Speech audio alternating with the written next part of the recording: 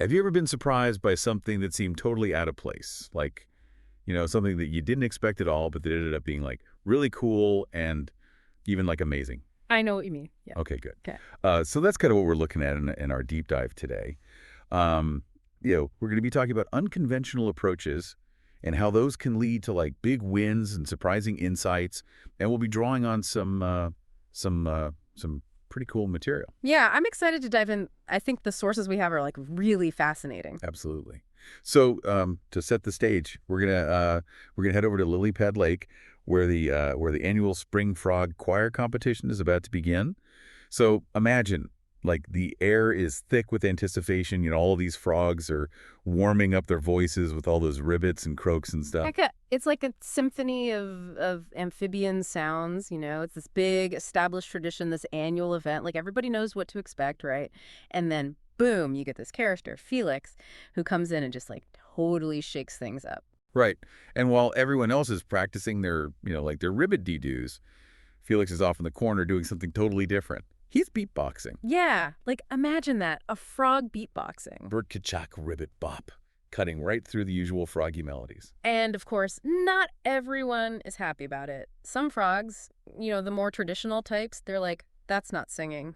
They just don't get it. Well, yeah, change can be hard to accept, right? I mean, especially when it comes to something as traditional as like a frog choir competition. But Felix isn't fazed by this at all. He's just like, it's just a different kind of music. Hmm. And that's exactly what we're getting at today, right? How can something that seems so out of place end up not only being accepted, but celebrated even? Yeah, like how does that happen? How does that transformation take place? And I think what we're going to find is that it's not just about being different for the sake of being different. There's something deeper going on here. Okay, so the competition's underway, right? We've got the classic frog songs, the croaky classics, the bug ballads, all that traditional stuff.